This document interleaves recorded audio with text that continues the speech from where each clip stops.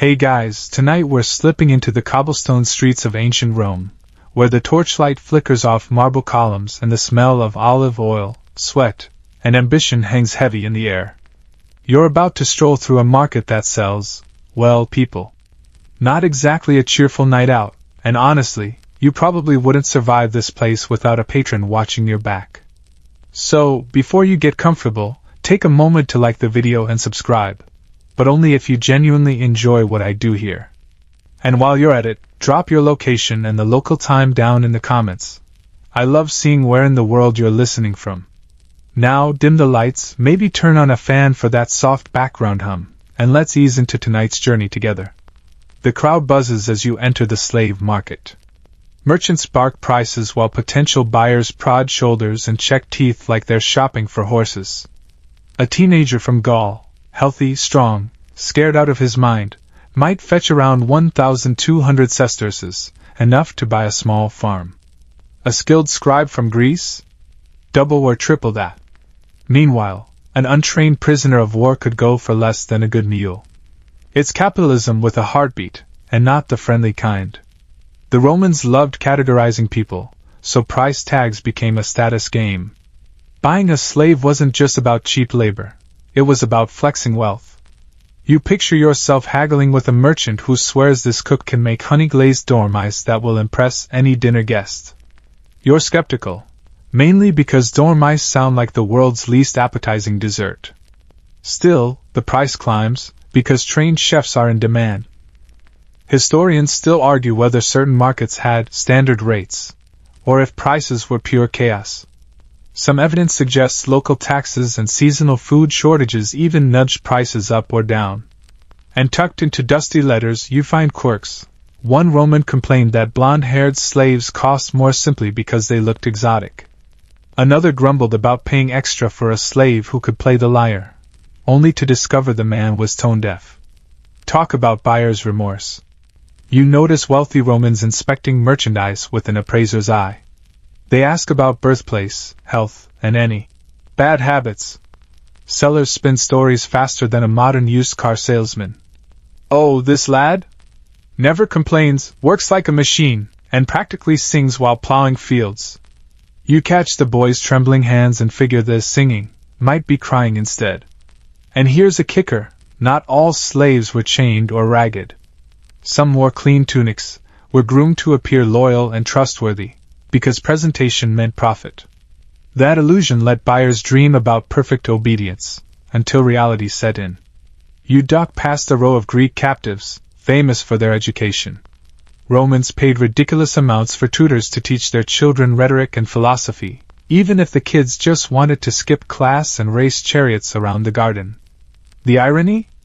Some of those enslaved tutors ended up shaping the minds of future senators and emperors. And just when you're getting used to the bidding, a whisper slips through the crowd, a gladiator up for sale. Not cheap, but worth bragging about. Buyers jostle, eyes gleaming, because who wouldn't want a personal human weapon to show off at dinner? As you leave the market, the sound of coins clinking in purses feels colder than the night air. You realize that in Rome, human worth was literally up for auction, and the only price that mattered was what someone was willing to pay. You follow the crowd away from the market stalls and into quieter streets, where the real deals are whispered behind villa walls. Prices don't just depend on age or strength here. They depend on whether you're buying a warm body to scrub floors or a living luxury item to impress your friends.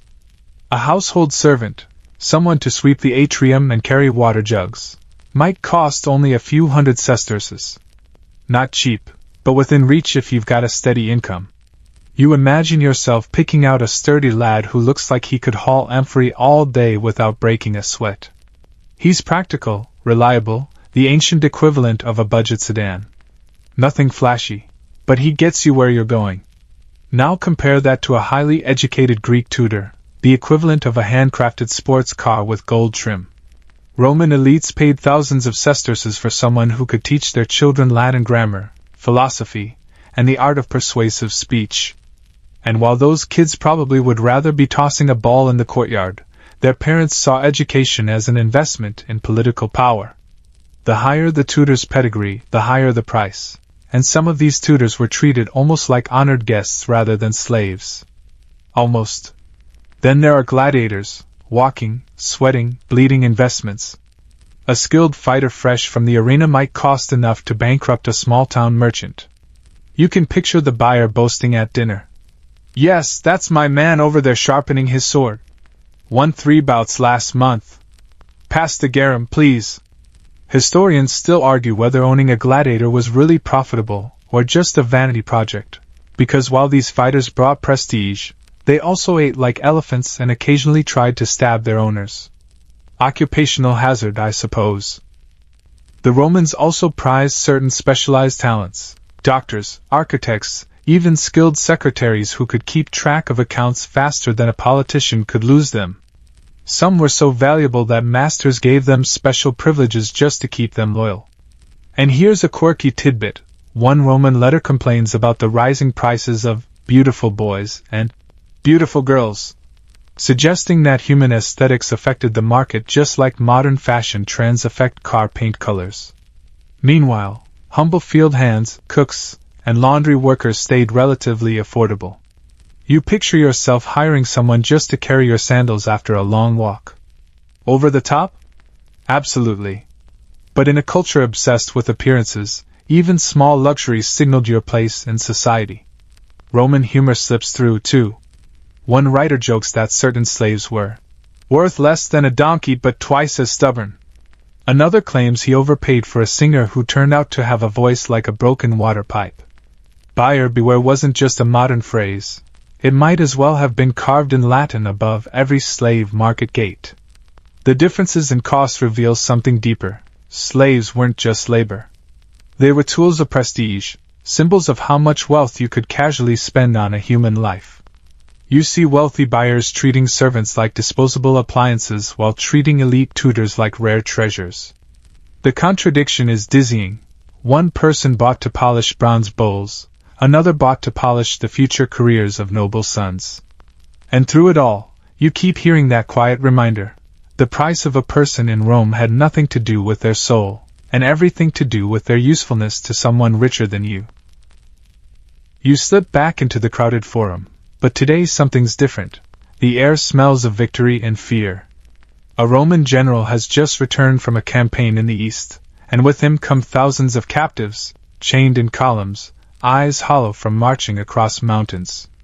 The markets are about to overflow, and when supply soars, prices crash. This isn't economics class. It's a street lesson in how human lives could suddenly become cheap. A field hand who might have cost 500 sesterces last month is now worth half that, because there are hundreds more just like him. You overhear one merchant grumbling that he can't even sell sturdy Thracian farmworkers because every villa in Rome already has a dozen. War isn't just brutal on the battlefield. It ripples all the way to the dinner tables of people who never touched a sword. Historians still argue whether these floods of captives actually lowered prices everywhere or just in the big cities, but letters from the time are full of complaints about glutted markets. Conquests in Gaul, Greece, and Carthage didn't just enrich generals, they stocked Rome's labor pool. Ordinary Romans who never dreamed of owning slaves suddenly could. Picture a shopkeeper scraping together enough coin to buy a single servant, just to avoid hauling his own water jars. And it wasn't only adults on the auction block. Children captured in war were sometimes sold cheaper than grown men, considered easier to train, though their survival rate was painfully low. You pass by a row of little ones, wide-eyed and silent, and the merchant hawks them like he's selling puppies. It's unsettling enough to make you clutch your coin purse tighter. Quirky detail? Roman soldiers sometimes pocketed a few captives as personal bonuses rather than handing them over to market officials. You imagine two legionaries arguing over who gets the stronger prisoner, like kids fighting over the last slice of bread, while their commander pretends not to notice. And there are even whispers that some victorious generals deliberately slowed sales to keep prices from dropping too fast, hoarding captives like grain to drive up demand later. You wander past a stall where an old merchant mutters that even a Gaul can be had for less than a mule these days. He laughs bitterly, but you see the truth in his eyes. When war makes slaves cheap, it makes human life itself feel cheaper. And yet, wealthy Romans take full advantage, buying entire groups at once, staffing estates with fresh captives who barely understand Latin. The irony is thick. Rome praises its generals for bringing peace to conquered lands, but peace, here, looks like rows of terrified people with price tags dangling from their wrists. And you, standing in the crowd, realize how easy it would be to forget these are lives and not merchandise. By nightfall, the torches flare over the market square as sellers pack up, their voices hoarse from shouting prices all day. You notice one last auction, a group of defeated soldiers, still in ragged armor, sold off for manual labor. Once proud warriors, now going for less than the cost of a fancy dinner. Rome has no shortage of irony. You leave the noisy markets and follow a narrow lane into a villa courtyard, where marble columns glow softly in the lamplight. Here, no one's shouting prices anymore, because the buying is done. But owning a slave, you quickly realize, isn't a one-and-done expense. It's like buying a horse or a car, except this vehicle needs food, clothes, and somewhere to sleep. And unlike a horse, it occasionally talks back. A slave who cost 800 sesterces might need nearly that much again over a few years in upkeep. Bread, oil, and wine aren't free, and neither are tunics to replace the ones that wear thin in the wash. Some masters kept their servants healthy because sick workers cost money. Others, stingy to the bone, figured starvation was cheaper than medicine. You can almost hear an accountant muttering, "If he dies, we'll just buy another." Cold math in a warm climate. Historians still argue whether most slaves lived in squalid barracks or were given small but decent quarters. Some villas had separate servant wings with tiny rooms, while poorer households simply crammed slaves into storage spaces. Either way, you're footing the bill for every loaf, every blanket, every sandal sole they wear out. And here's a quirky tidbit. Some Romans actually insured valuable slaves. Yes, like you'd insure a chariot. If a prize Greek tutor fell ill, the master might call a doctor not out of compassion but because losing him would wreck the family budget. Meanwhile, household drudges were treated as disposable, fed just enough to keep them upright. But the expenses didn't stop at food and shelter. Disciplining slaves was another hidden cost. You imagine hiring guards or overseers to prevent theft or escape, and occasionally doling out rewards, because even in Rome, a little sugar worked better than endless whips. Some masters gave bonuses of clothing or small coins to loyal slaves, thinking it cheaper than dealing with rebellion. And of course, you're responsible for tools, bedding. Even occasional festivals where slaves expected a bit of extra wine. Walking through the villa, you notice that wealthy owners often marked expensive slaves with tattoos or collars reading, "Stop me, I'm a runaway." Cheap? Yes. Humane? Not remotely. One writer even jokes that runaway slaves were like leaky jars. No matter how often you plugged the holes, they kept dripping coin. You stop by the kitchens, where the cook, who cost more than an entire vineyard crew, samples a sauce of honey and pepper. His master hovers, calculating not flavor but return on investment. A skilled cook might justify lavish ingredients by pleasing dinner guests, but heaven help him if the roast burns. Replacing him would cost a fortune. The deeper you walk into Roman life, the clearer it becomes. Buying a slave is only the down payment. The real expense is keeping them alive, obedient, and useful. And if you're careless, that investment can walk away in the night, costing you everything. Night settles over Rome as you wander past shuttered stalls and quiet courtyards. But even when the markets close, money keeps moving. Slavery isn't always a life sentence. Sometimes freedom itself is for sale, and the math gets strange. Picture this. A clever slave saves tips or small allowances over years, secretly tucking away coins in a corner of the barracks. When he's scraped together enough, he offers his master a lump sum to buy his own freedom. It sounds generous, almost noble, but here's the Roman twist. Masters often set the price high, sometimes higher than what they originally paid, turning manumission into a tidy profit. Historians still argue whether this system actually gave hope or just dangled a carrot forever out of reach. Some slaves earned freedom young, even becoming Roman citizens and going into business. Others spent decades chasing a number that kept shifting like sand in the Tiber. And some masters freed loyal slaves in their wills, not out of kindness, but because it looked good to friends and neighbors, like donating to charity with everyone watching. There's a quirky side too. Freedmen often stayed tied to their old masters as clients, owing favors and political support. You can imagine a master smiling as his former slave, now a merchant, still pays tribute in the form of business deals. Freedom, it turns out, wasn't always free of strings. In one villa you pass, a scribe who cost 2,000 sesterces is negotiating his liberty. His master is practically rubbing his hands. He'll take 3,000, thank you very much, because literacy is rare and valuable. Down the street, a humble kitchen maid hands over a smaller purse for her release, her price barely above the cost of a few banquets. You can't help noticing the contradictions. Rome prided itself on law and order, yet treated people like walking banknotes. Slaves weren't just sold, they could resell themselves, buying back the very humanity Rome once stripped away. As you drift away from the torchlit courtyards, the city quiets to a soft hum. The clatter of coins fades, and the figures of buyers, sellers, and servants melt into shadow. The reality of Roman slavery has followed you step by step, its markets loud, its bargains cruel, its freedoms carefully calculated. Now, the night grows cooler. The marble streets gleam pale under the moon, and your footsteps slow. Imagine the chains gone silent, the shouting stilled, the dust settling on empty stalls.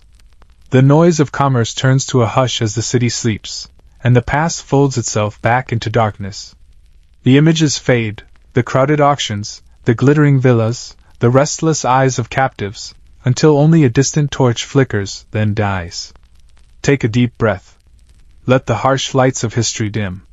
Picture Rome from above, a sleeping giant, rooftops glimmering faintly like a sea of lanterns, the Tiber winding silver through the heart of the city.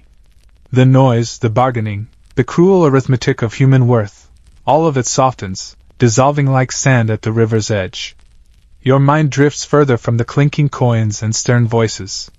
The marble villas become shadows. The torches are now stars, far away and kind. The city exhales, and so do you. Thoughts slow to the pace of moonlight gliding over quiet streets, and the weight of the day slips from your shoulders. You feel the calm, cool breeze of history at rest, whispering that tomorrow is still far off. In this stillness, even ancient Rome seems gentle for a moment, as if the stones themselves remember silence better than shouting. And in that silence, you too can finally let go. No auctions, no prices, no restless crowds, just the soft hum of night carrying you into sleep.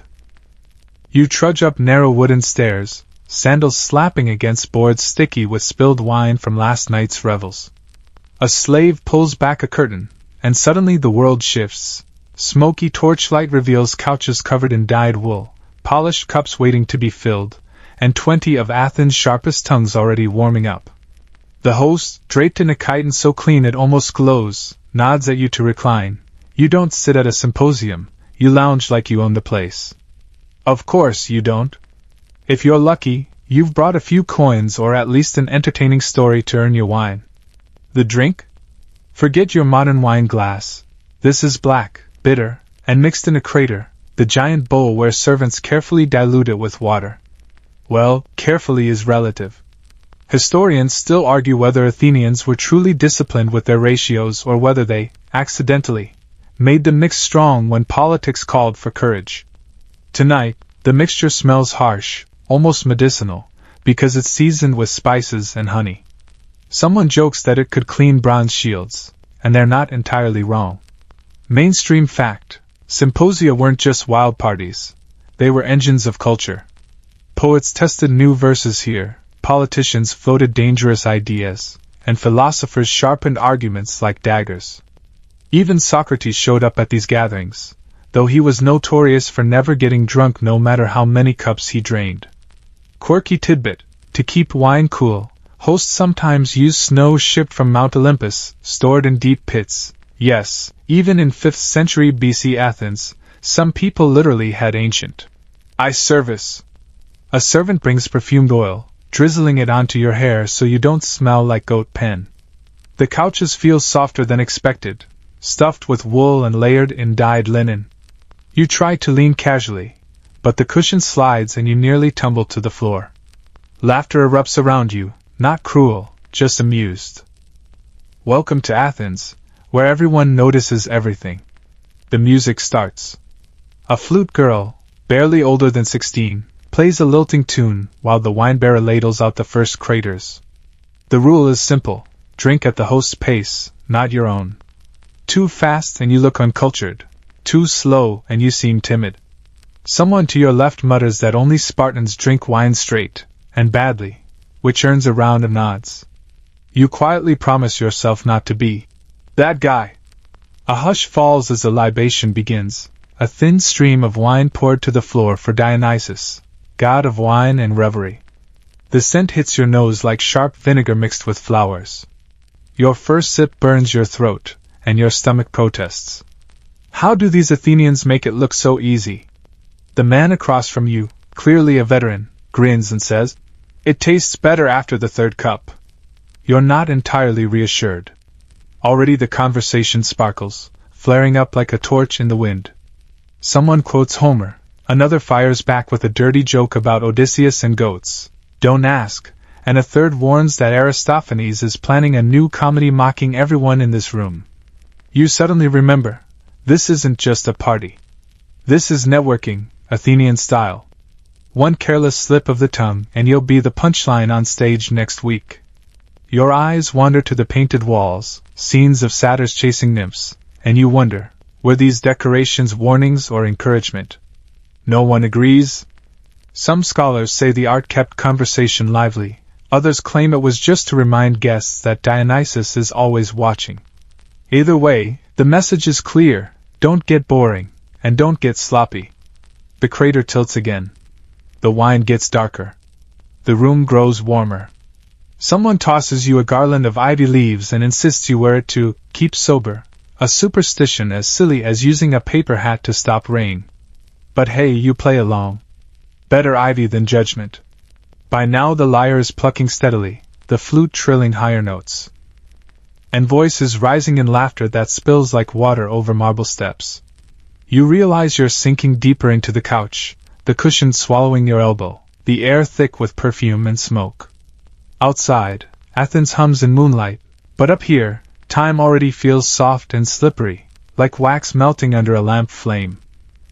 The music winds through the smoky air like a snake, and you notice how every sound here feels deliberate, every plucked string, every burst of laughter. Servants glide like shadows, balancing painted craters big enough to drown a cat.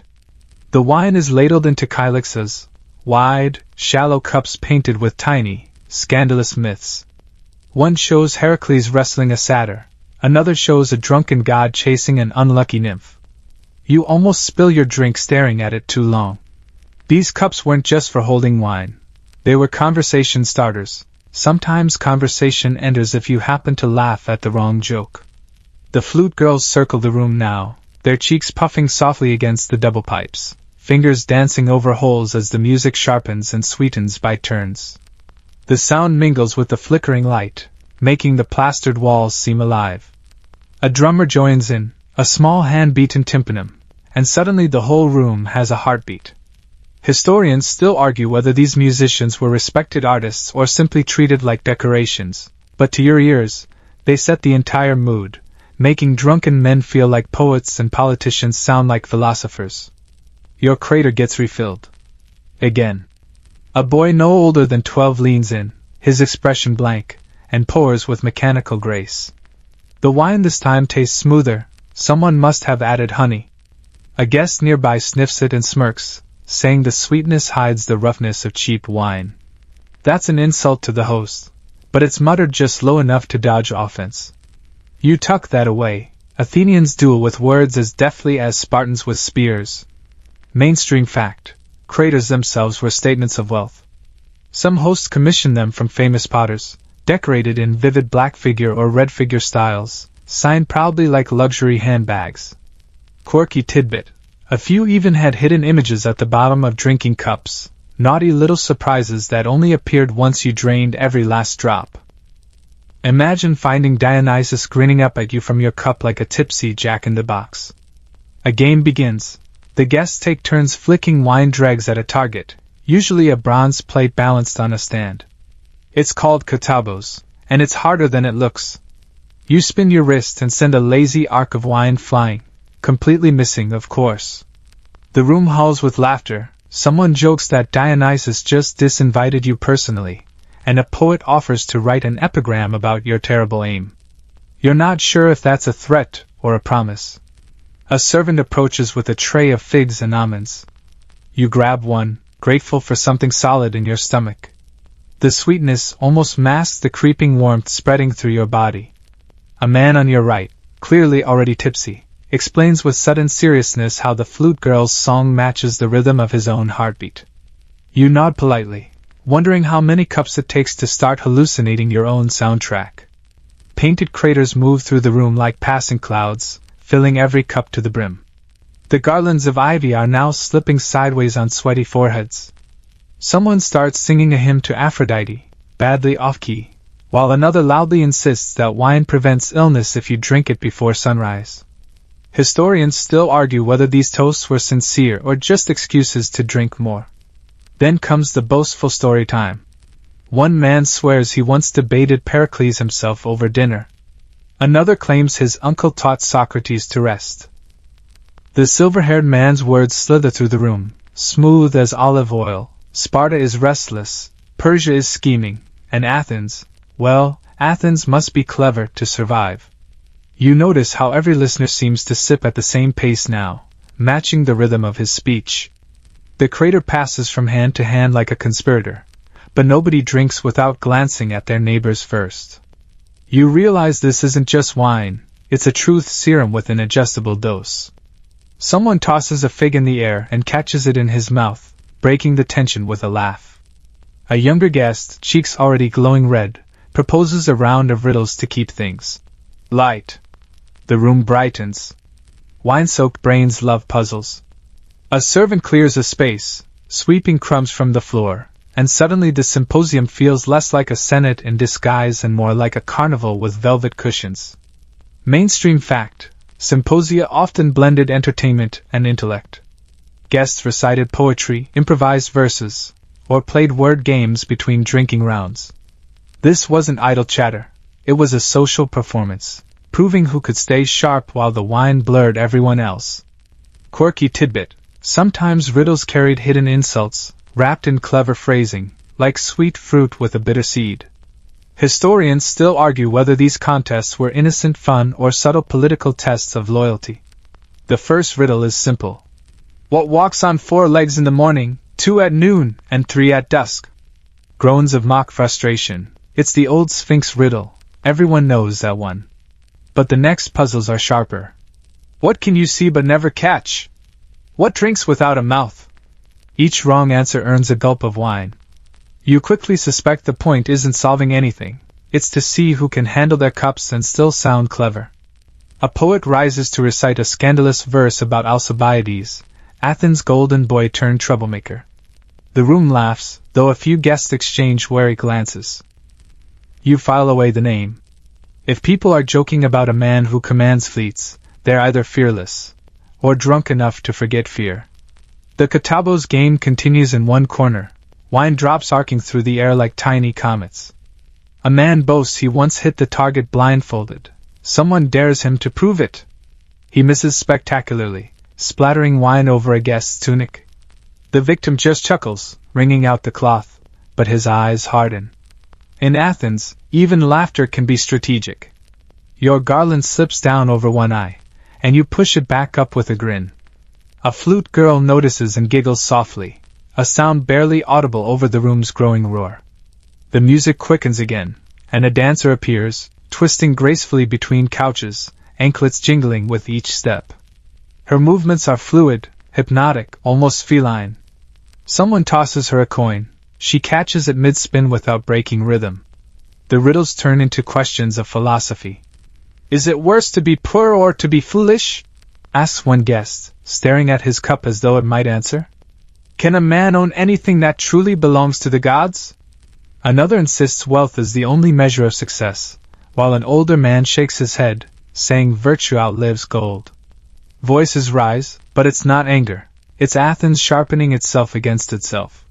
You take another sip, the resinous bite of the wine burning pleasantly now. The heat in the room feels heavy, fragrant with perfume and sweat. The torchlight glints on bronze cups and polished sandals. You notice the servants moving more slowly, their arms trembling slightly from constant pouring. Even they feel the pace of this night. The philosopher who asked about freedom earlier leans your way and says, half-whisper, "A symposium is like a battlefield, friend. Only here you fight with words and wine instead of spears. And the victors leave with reputations, not scars." You nod, unsure whether he's warning you or recruiting you. Then a guest across the room calls for music to stop. He wants silence to make a toast, a dangerous kind, because toasts often carry hidden meaning. He raises his cup to those who know Athens' enemies better than Athens itself. Some nod approvingly, others frown. You pretend to sip, keeping your expression bland. Historians still argue whether symposia like this quietly steered political decisions, or merely reflected them. Tonight, it feels like both. Your own head feels pleasantly foggy, yet your ears sharpen. The jokes grow riskier, the games louder. Someone challenges you to a contest of memory. Can you recite all of Homer's ships in order? You laugh and admit you can't, earning mock groans and a good-natured shove. At least you avoid the penalty drink. Barely. As the crater empties again, the host signals for it to be refilled, this time with a darker, richer wine. The torches flare. The air seems thicker, the shadows deeper. You realize that behind every laugh, every riddle, there's a current of ambition and suspicion running under the floor like a hidden stream. Athens might drink for pleasure, but never without purpose. The darker wine hits your tongue with a velvety punch, like a fruit that's been left in the sun just a little too long. The torches smoke more heavily now, smearing the room in amber haze.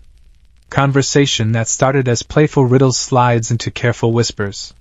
You lean back on your couch, trying to look relaxed while your ears work overtime.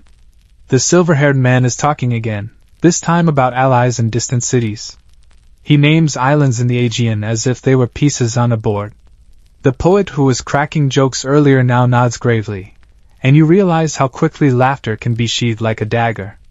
Historians still argue whether symposia were the birthplace of actual political strategy, or merely where men rehearsed ideas they would voice in daylight. From the way these guests lean in, you suspect decisions are being sketched in wine-stained air right now. Mainstream fact: symposia frequently gathered not just philosophers and poets, but generals, merchants, and statesmen. The Endron could double as a salon of ideas and an informal war council. Quirky tidbit, pomegranates, figs, and even chestnuts were often passed around not just as snacks but as subtle symbols. Certain fruits were considered lucky, others unlucky. Passing the wrong fruit to the wrong man could be a pointed message disguised as generosity. A servant places a tray of pomegranate seeds on the low table, glistening like droplets of blood. You watch who takes them. The loud young guest from earlier grabs a handful without thinking, juice running down his fingers. The older philosopher declines politely. A general you recognize only from whispered descriptions eats just one seed, as if testing for poison, or for omens. You decide to let the plate pass. A voice nearby complains about Sparta's arrogance. Another scoffs that Athens must remain strong or perish. The words are casual, but the glance is sharp. Someone quotes Solon, saying, "No man should boast of fortune until the end of his days." Someone else counters with, "Fortune favors the bold." You half expect them to start throwing figs instead of arguments. The flute girls play a softer melody now, as if trying to blur the edges of tension. One guest, tall, hawk-nosed, begins describing his plan for new trade routes to the Black Sea. Another interrupts, suggesting that these routes could double as supply lines for war. They laugh, but the laugh doesn't reach their eyes. You suddenly understand why symposia were both loved and feared. A single careless comment could leave this room and reshape the city's destiny. You drain your cup, only to have it instantly refilled by a servant who must be part magician. The wine warms your belly and loosens your spine, but you force your thoughts to stay clear. A drunken stumble in this crowd might cost more than embarrassment. The host, reclining on his couch like a man born to command, raises his kylix high and toasts to Athens, mistress of the seas. Everyone drinks, some with zeal, some with a shadow of doubt. A guest across from you leans in and murmurs, "Watch who drinks fastest, stranger. That's the man trying hardest to forget what he knows." You glance at the young boaster again. His cup is empty more often than full. Another lesson learned. As figs and honeycakes arrive, conversation turns to coin. Merchants brag of their profits, politicians hint at hidden taxes, and the silver-haired man, always steering the current, suggests that Athens must prepare for storms. He says it like a weather report, but everyone knows he means war. The torchlight burns lower, leaving pockets of darkness where whispers huddle. The air smells of resinous wine, sweet fruit, and sweat. The garlands droop on every brow. A dancer reappears, slower now, her anklets rattling in a lazy rhythm. Even pleasure seems heavy.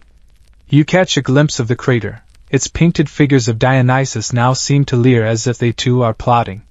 You begin to notice who slips away to quiet corners for private words. A merchant and a general share a brief laugh that feels rehearsed. A philosopher rests his head on his hand, pretending sleep while listening to every syllable. Then the host claps sharply, breaking the murmurs. "One more libation," he declares. "To those who serve Athens, not just with swords but with wisdom." The wine splashes to the floor in Dionysus' honor, and you wonder how much wisdom is really flowing with it. The cup passes again, your throat burning pleasantly, but your thoughts heavy as lead. Outside, the moon has climbed high. Somewhere in the city below, dogs bark and a drunk stumbles home. Up here, no one leaves yet. There's too much left unsaid, too many alliances half formed in the lamplight.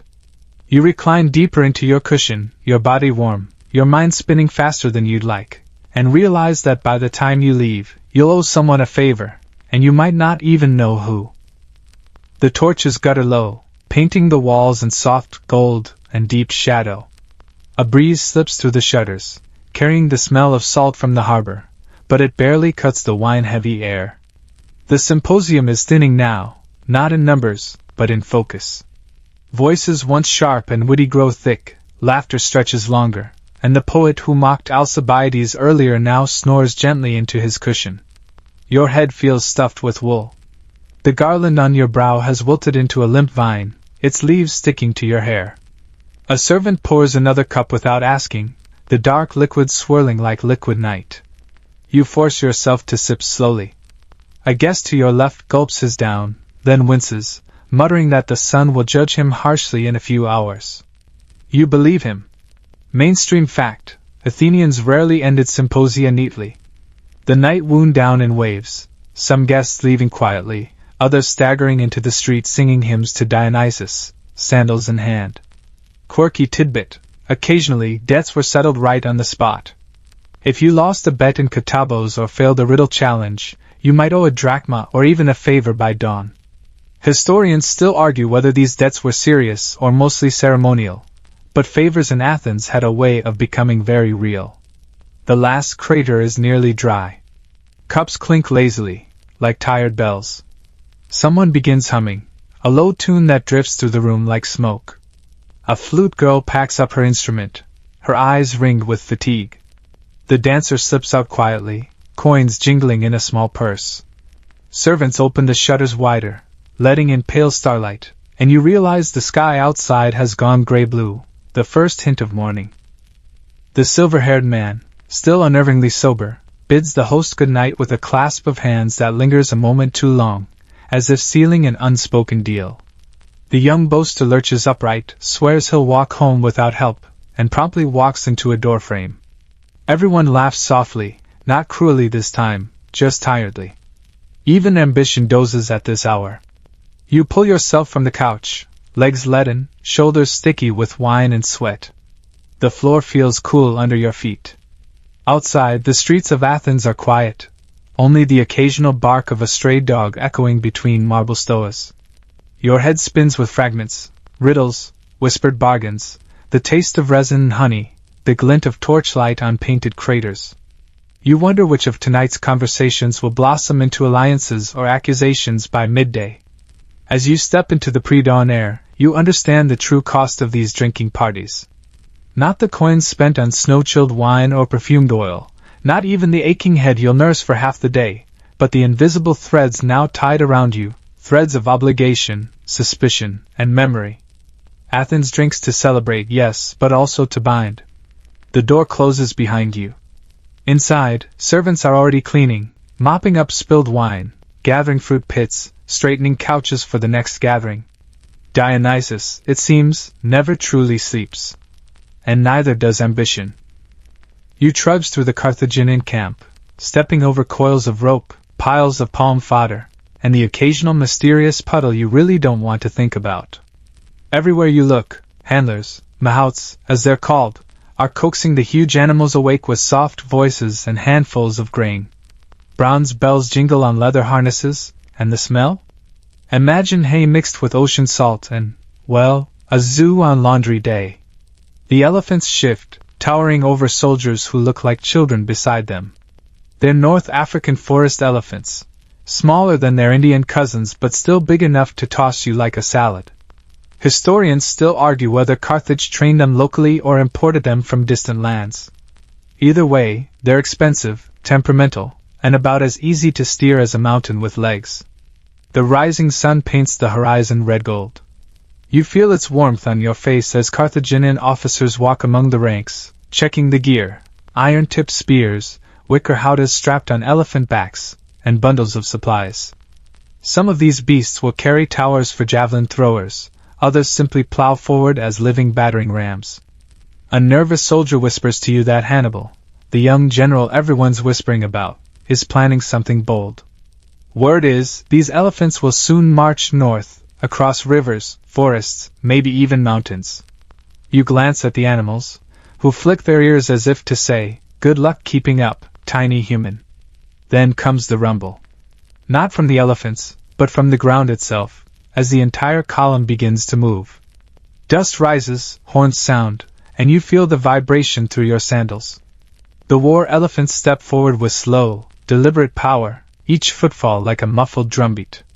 You follow, half thrilled, half terrified, knowing these creatures aren't just beasts of burden. They're psychological weapons, the ancient equivalent of tanks with tusks. A handler chuckles as one elephant stops to scratch its backside against a cart, snapping the axle like a twig. Happens every time, he mutters. You try to laugh, but it comes out weak. This is no parade. The soldiers around you walk silently, heads low, as if they already sense that many won't live to see Carthage again. As the caravan leaves the city walls, villagers line the road, tossing flowers and muttering prayers. Children point and squeal. A brave few run close enough to pat an elephant's massive leg before being shooed away. Somewhere in the crowd, a woman sprinkles wine on the ground as an offering, hoping the gods will guide both men and beasts. Whether the gods listen, or whether elephants care about wine offerings, is another matter entirely. By midday, the air grows heavy. The elephants trumpet occasionally, impatient under the blazing sun, and you start to wonder how long they can keep this up. Carthaginian quartermasters talk in low voices about fodder, water, and the terrifying cost of keeping even one of these creatures alive. A quirky rumor circulates. Someone swears these elephants are trained to salute before battle, though another insists they just like to wave their trunks when they smell figs. The column presses on, dust swirling like smoke, and you realize this is only the beginning. Ahead lies enemy territory, treacherous terrain, and commanders who have never faced an army like this, an army that marches with shadows the size of houses. You can feel it already. These war elephants aren't just animals.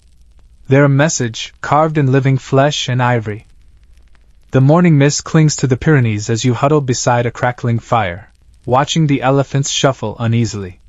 Their breath clouds the air, curling like smoke from giant chimneys. You're cold, hungry, and starting to wonder if Hannibal has lost his mind. Marching an army is hard enough, but marching an army with elephants? That's a logistical nightmare with tusks. The path narrows to a twisting ribbon through rugged foothills. Soldiers strain to pull carts over rocks, and you try not to slip into a ravine as you walk alongside the massive beasts. Hannibal rides ahead, calm as ever, his dark cloak snapping in the wind. You've heard the stories, how he swore as a boy, in front of a bloodied altar, to never be friends with Rome. Now you're living proof of his promise. Every turn reveals another obstacle. Slopes crumble under heavy feet, and bridges groan as elephants step gingerly across. More than once, the handlers have to blindfold a nervous animal to coax it over a narrow pass. You hear one soldier mutter that these creatures eat 50 pounds of fodder a day, which makes you glance at your meager ration of dried figs and wonder if maybe you should try stealing a handful of hay. By the time you reach the Alps, your lips are cracked from the cold. The elephants stomp through snow, their dark hides rimed with frost. Their ears droop like wilted sails, and yet they press forward, each step shaking the frozen ground. Hannibal seems to take pride in their endurance. He rides near the largest one, a bull with scarred tusks who's clearly seen battle before. The soldiers call him Surus, meaning the Syrian. Historians still argue whether Surus was truly Syrian, or just a nickname for the last survivor of Carthage's imported stock. Either way, his size makes him unforgettable. At night you huddle in a makeshift camp, listening to the wind howl. Snowflakes sting your face like tiny knives. A mahout jokes that elephants hate snow as much as humans hate cold baths. But judging by the way Surus grumbles through his trunk, it's not entirely a joke. One handler even swears the elephant tried to sit on a brazier just to warm his belly. Days blur into an endless climb.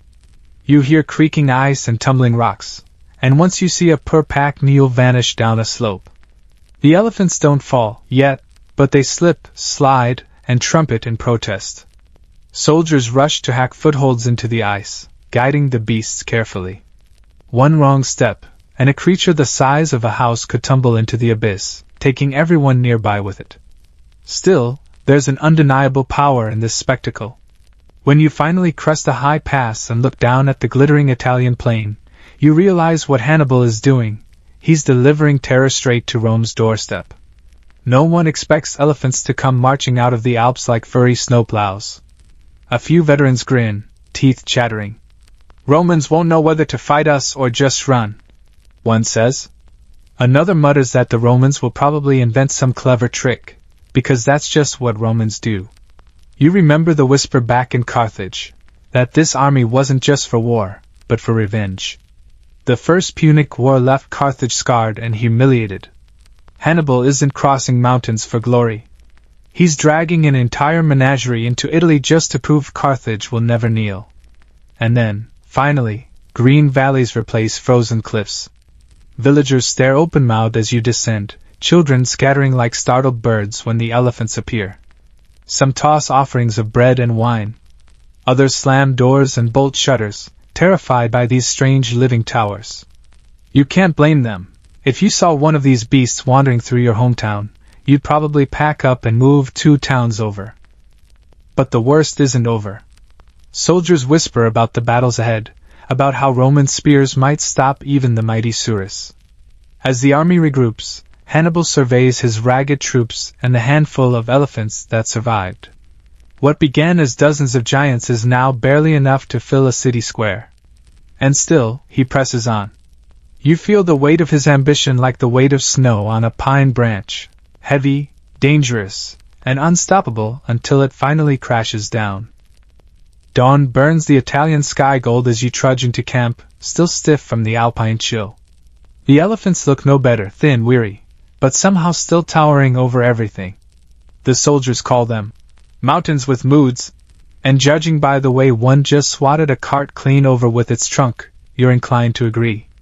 But there's no more time for all. Rome has finally taken notice.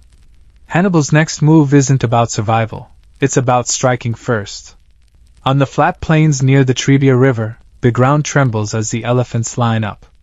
Soldiers polish bronze armor, sharpen spears, and whisper prayers to gods who may or may not be listening. You watch a mahout feed his elephant wine-soaked bread to calm its nerves. You're not sure whether to laugh or worry, because that elephant looks way too relaxed for an animal about to charge into spears. The Roman scouts can't believe their eyes. Elephants? In Italy? Word spreads through their ranks like fire, giant beasts with tusks as long as a man is tall. Some soldiers try to joke it off, but you can see it in their faces. Their legs are shaking harder than yours. When the Carthaginian horns sound, the elephants surge forward in a wall of flesh and fury. You run beside them, heart pounding. The earth quakes with each step.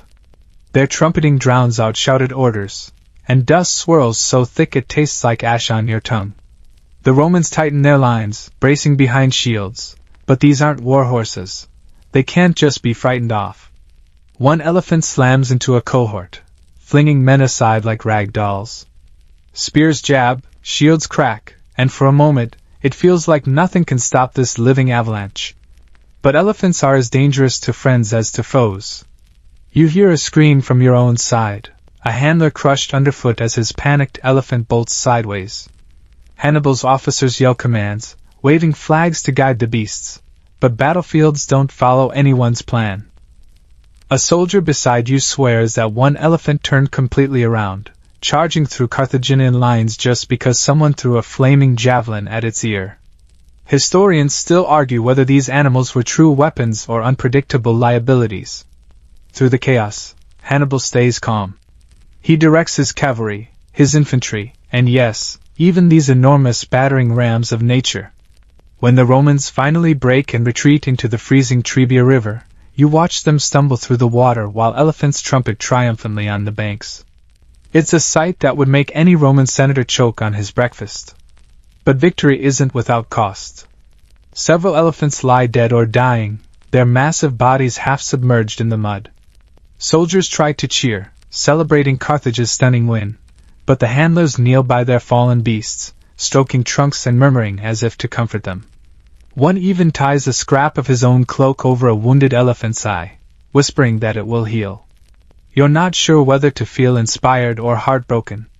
Later, as the army moves south, you notice how villages fall silent at the sound of trumpets.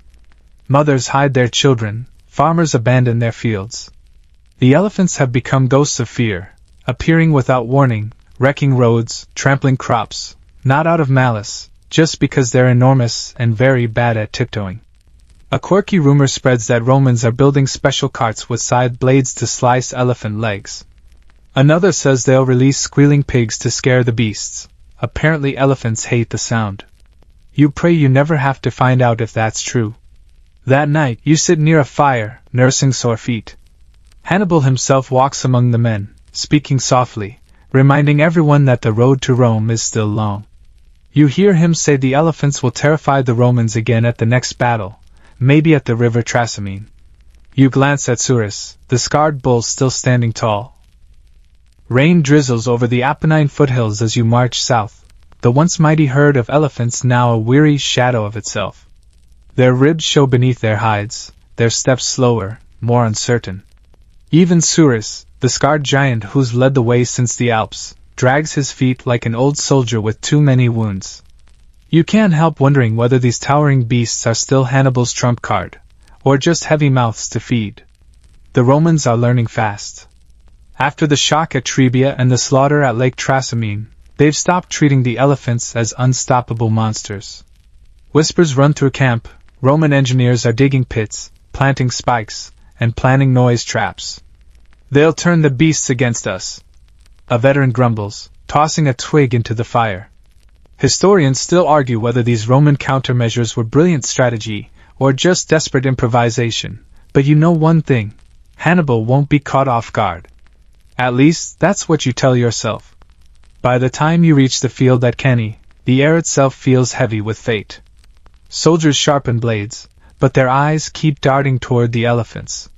You hear a mahout muttering to his beast in soothing tones, feeding it dates from his own pouch. Strong, strong, we fight tomorrow. You know the elephants aren't an invincible wall anymore. They're living creatures, vulnerable to fear, exhaustion, and cunning human tricks.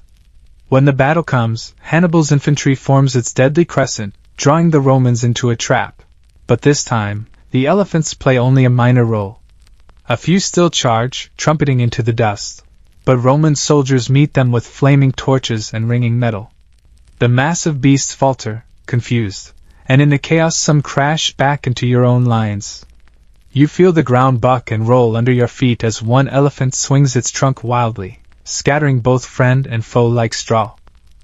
The victory at Cannae is absolute, but it doesn't feel like the triumph of Trebia.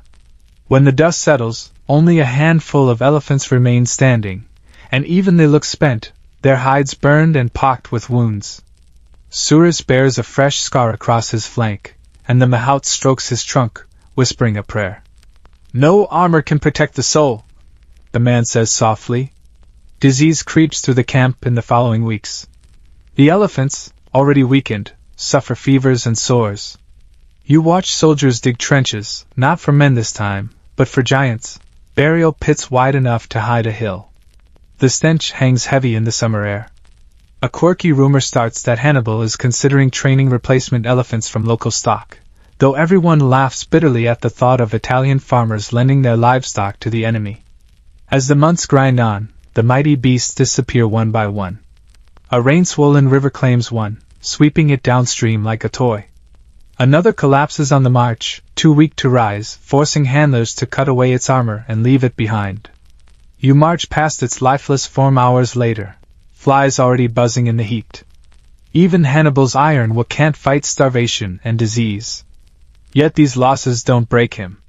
If anything, his resolve hardens. "The elephants have done their work," you overhear him say. "They broke Rome's courage. Now we break Rome's armies." It's cold comfort as you watch the last few beasts lumber onward, ghosts of the thunderous herd that once terrified Italy. Sometimes, at night, you hear Surus rumble low in his throat, restless in sleep. You wonder if he dreams of warm Carthaginian plains, of green palm groves instead of cold enemy hills. You wonder if he knows he's the last of his kind on this campaign. Autumn settles over southern Italy like a fading ember, the air cooler, the fields quiet. The once mighty war elephants are almost gone now, reduced to a few tired giants plodding behind the army. Even Surus, ever defiant, limps as he walks, his scarred trunk swaying slowly like a weary banner. What began as living thunder now feels more like an echo. The Romans have learned how to fight them.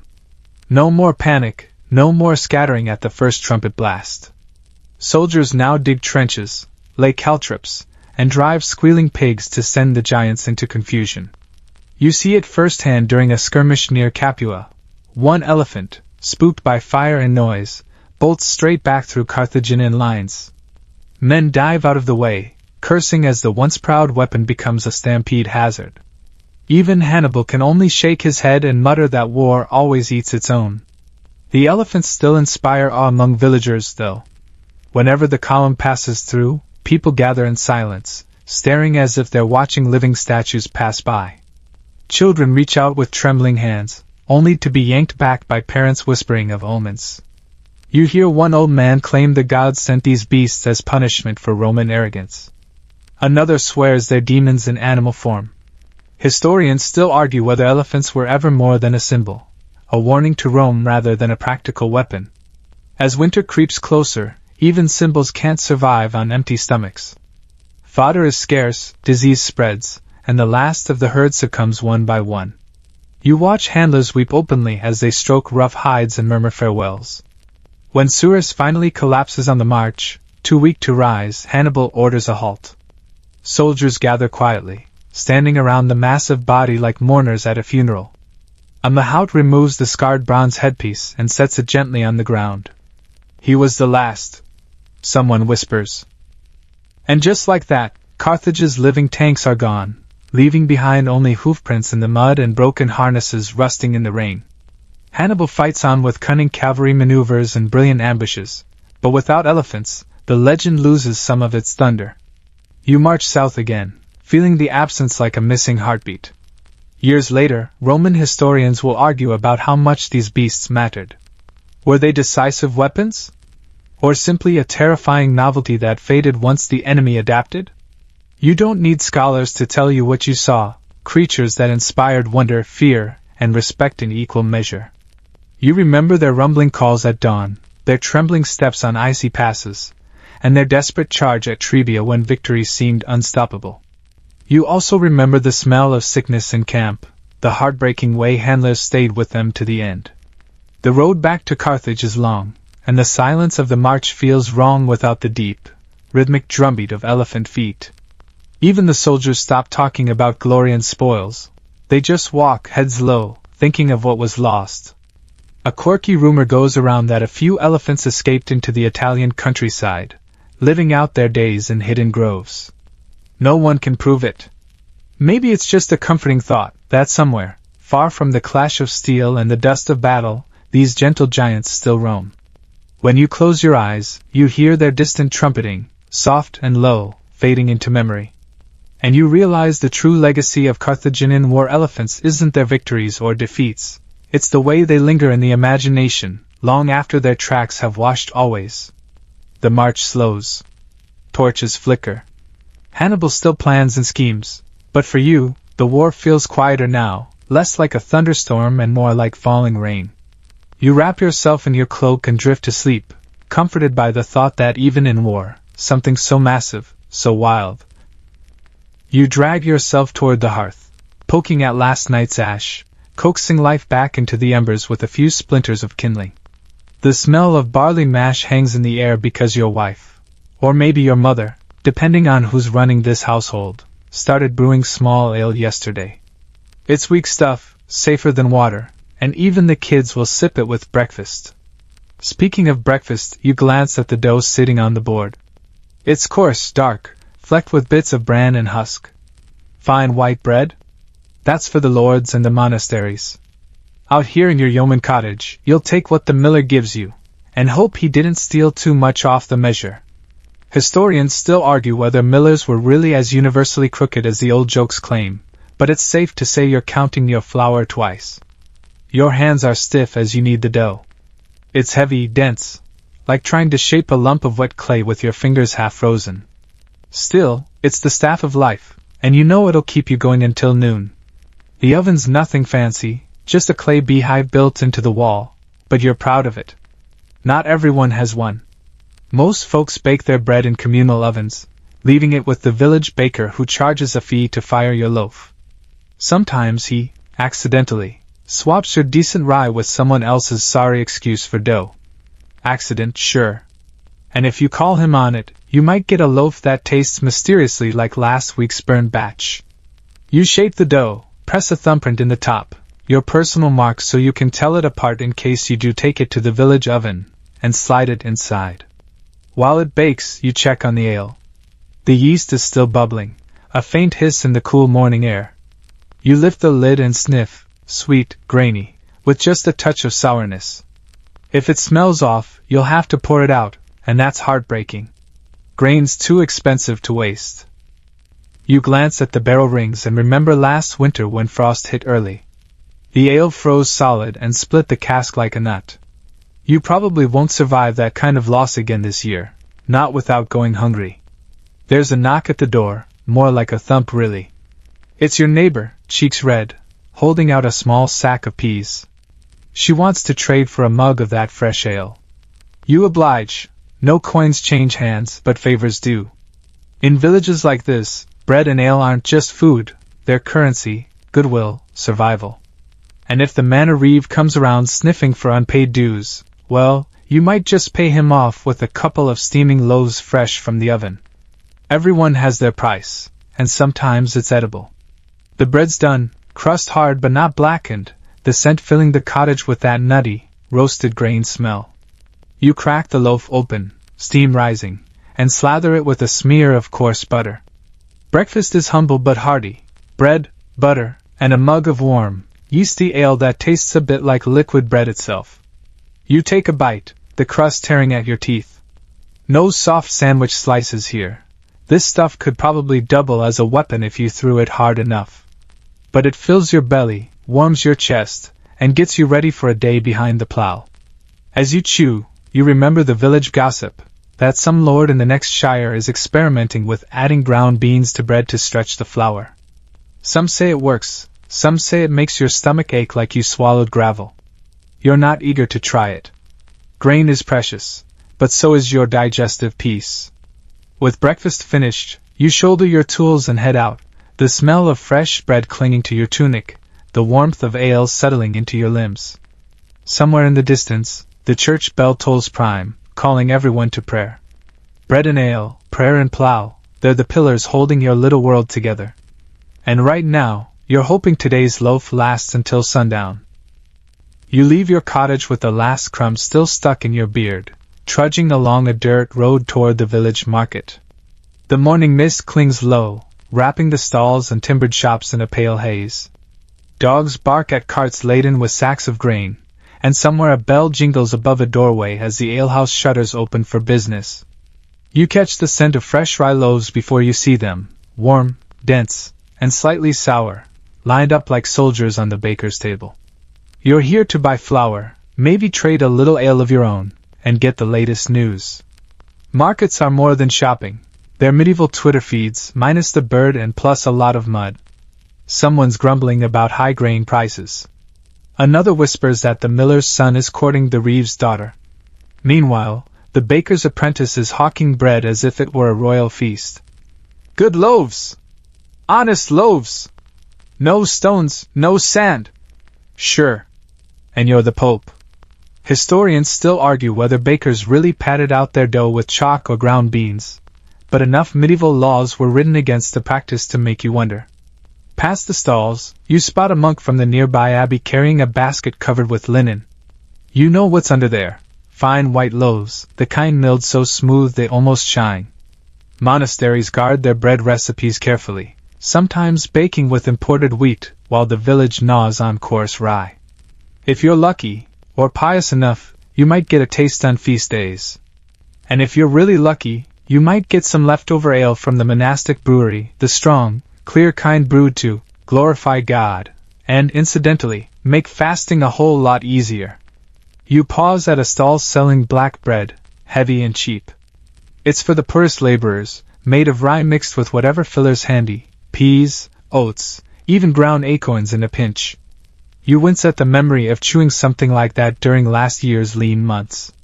The taste lingers in your mind bitter, almost smoky, with a texture like chewing damp straw. Still, hunger sharpens appreciation. When the harvest fails, you eat what you get. You probably won't survive if you turn up your nose too often. The crowd presses closer as a local lord's steward inspects the weights on the merchant's scale. Bread must meet the assize, too light, and the baker faces a fine or worse. You watch him nervously eye his loaves, clearly hoping the law doesn't catch him shaving off a few ounces of flour. But the steward moves on, and the baker breathes again. You buy your flour, knowing full well it'll cost you half a day's wage, and tuck it under your arm as you wander farther down the lane. At the far end of the market, a group of children crowd around an old woman selling honey cakes. You can smell the sweetness even from here. You remember being that hungry and that reckless, spending your only coin on something delicious instead of something useful. You resist the urge, though your stomach reminds you that coarse rye isn't much of a treat.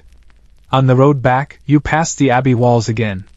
A novice tips a bucket of mash to the pigs, leftover grains from the brewing vats.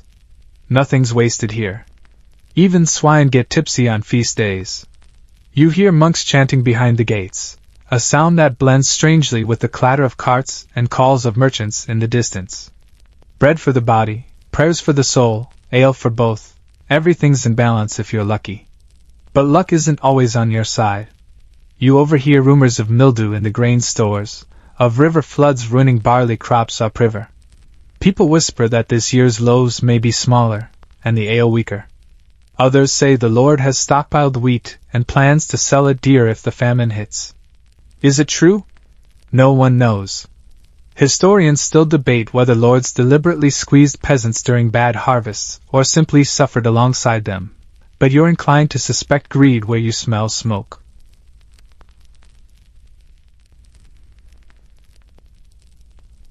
The sun creeps higher, and with it your thirst. Funny how farm work does that. By midday, you've left the plow and followed the sound of laughter spilling from a timbered doorway. It's the village alehouse, though half the brewing around here doesn't happen inside taverns at all. It happens in kitchens, in backyards, and over smoky hearths, because women, the alewives, run this trade as surely as men swing hammers or plow oxen. You push open the door. Inside, the light is dim, dust motes spinning through sunbeams like lazy dancers. The smell hits you first, malted grain sweet as biscuits, yeast sour as wet cloth, and something earthy from the rushes strewn across the floor. A few benches sag under the weight of farmhands gulping down weak ale between shifts. Their cups are crude wooden bowls, nothing fancy, but they do the job. Weak ale won't get anyone staggering, but drink enough and you'll feel as hazy as the air in here. Behind the counter, a broad-shouldered woman stirs a vat with a paddle longer than your arm. She's the alewife, and this is her business. Medieval law actually gives her the right to brew at home and sell to neighbors, as long as she submits to the ale taster's inspection. Historians still argue whether the ale tasters were honest officials or just thirsty freeloaders looking for a free drink. Either way, a bad brew could earn her a fine, or worse, a stint in the pillory with the village children throwing old crusts at her head. You sip your mug. It's warm, cloudy, and grainy enough to chew, but you're grateful. You glance around as gossip swirls thicker than the foam. Who shorted the lord on rent? Whose daughter met whose apprentice behind the mill? And this one's whispered, whether the sheriff really watered his own ale to stretch the profits. You stifle a laugh. Watering ale is a crime punishable by shame, but let's be honest, the shame's probably worse than the actual ale. In the corner, a trio of traveling merchants nurse stronger brew, the kind brewed in big towns by professionals with proper malt kills. One wipes foam from his mustache and brags about tasting ale so potent it could drop an ox at 20 paces. Sure, and next you'll tell me it cures baldness too. You probably won't survive testing that theory on an actual ox. Stepping back outside, you pass another alewife drawing beer straight from a cask at her doorway. She flashes you a smile and offers a cup for a coin. No tavern benches here, just neighbors stopping for a quick drink on the way to the fields. These household brews are as personal as fingerprints, some honey-sweet, some sharp as vinegar. People will walk an extra mile just for their favorite flavor. It's less like buying a drink, more like visiting a friend who happens to sell liquid bread. By evening, the tavern's crowd swells. Farmers have laid down tools, carters have parked their wagons, and now the jokes are louder, the mugs bigger, and the brew stronger. A fiddler scrapes out a tune in the corner, badly but enthusiastically. The reeve pretends not to see two villagers settling a grain debt with a quiet handshake and a shared pitcher. Ale is more than refreshment, it's a lubricant for the social gears. And yet, there's danger here too. Strong ale is pricey. Drink too much and you risk more than a headache. You risk being branded a drunkard, or worse, waking up with your purse mysteriously lighter. Monks preach moderation, but even monasteries aren't immune. Some brew so much ale for pilgrims and the poor that locals joke the abbots are holier in the mug than at the altar. As you stumble home under the glow of the setting sun, you feel the warmth of ale and fellowship buzzing in your chest. Somewhere nearby, an alewife stirs her vat, checking the froth. Somewhere else, a brewer eyes his cask and wonders if tonight's batch will pass inspection. And everywhere, from smoky kitchens to bustling taverns. The next morning, the bread tastes different, not because your baking's changed, but because word is spreading, grain prices are climbing again. A cold snap ruined some of the barley, and the Lord Steward has already hinted that taxes will rise to cover losses. You chew slowly, knowing that every crumb now feels like gold. By mid-morning, the village square is tense. The bailiff stands with a set of brass weights and a pair of scales, ready to enforce the assize of bread. Every baker must sell loaves at a legal weight for a fixed price, adjusted as grain values shift. If bread comes up light, there's no gentle warning, there's a fine, the pillory, or even having the bad bread publicly destroyed. You watch as the steward slices a fresh loaf and weighs it. The baker holds his breath, sweat beating at his brow. The loaf passes. This time. But not everyone's so lucky. You remember last winter when 2 bakers in a nearby town were caught trimming ounces off their loaves to save flour. Their punishment? Paraded through the streets with their underweight bread hanging from their necks like shameful jewelry. People threw scraps at them while children jeered. Harsh? Maybe, but hunger makes people mean. Historians still argue whether these laws protected the poor or just made an example of small-time bakers while the wealthy hoarded grain unseen. Later, you visit the mill to grind your own rye. The miller eyes you warily, knowing folks suspect him of taking toll, skimming extra flour as payment. His dusty hands weigh your grain and dump it into the grinding stone. As the wheel turns, you wonder whether you'll get back exactly what you gave. He swears by his honesty, but then again, so do all millers. On your way home, you pass a cart loaded with loaves heading for the manor. While peasants gnaw dark bread mixed with peas or beans, the lord and his household feast on fine manchet, soft white wheat bread. You can smell it even through the cloth covering. A bit of resentment bubbles up in your chest. Bread is bread, right? But no, the color of your crust announces your place in society, as clearly as a banner. This year feels tight. Too much rain in spring, not enough sun in summer. Rye molds in damp granaries. Wheat fetches impossible prices. Rumor says some bakers are adding chalk or sawdust to stretch the flour. True? Maybe. Your neighbor swears his loaf crunched like sand last week. He could be exaggerating, or maybe not. If famine really bites, you'll see bread made from anything remotely edible. Ground peas, fava beans, even moss or tree bark. You probably won't survive long if it comes to that. At the tavern that evening, talk turns sour. Men grumble into their mugs about greedy landlords, crooked millers, and bakers who steal with their scales. One greybeard swears the king himself decreed that every loaf must be pure and fair-weighted. Another laughs bitterly. Laws don't fill stomachs. Somewhere between them lies the truth, though historians still debate whether enforcement was strict justice or selective theater. As you walk home by lantern light, you pass the village pillory standing empty but ominous. You imagine your own head locked there, your own bread hanging from your neck while children laugh. The thought chills you more than the autumn wind. In a world where bread and ale are your lifeblood, to cheat or be accused of cheating is to risk your very place in the village. You reach your cottage, pull the day's loaf from the hearth oven, and weigh it in your hand out of habit. Heavy enough. Honest enough. You tear off a piece and chew thoughtfully, tasting not just grain and salt but the fragile balance of survival, one harvest, one handful of flour, one honest loaf at a time. The next dawn smells different, not of wood smoke and rye, but of roasting meat and warm spice. The manor is preparing for a feast, and even from your cottage you can hear the bustle. You've been summoned to help with firewood and trenchers, those thick slabs of coarse bread that double as plates. They'll soak up gravy all evening before being tossed to the dogs or the poor waiting outside.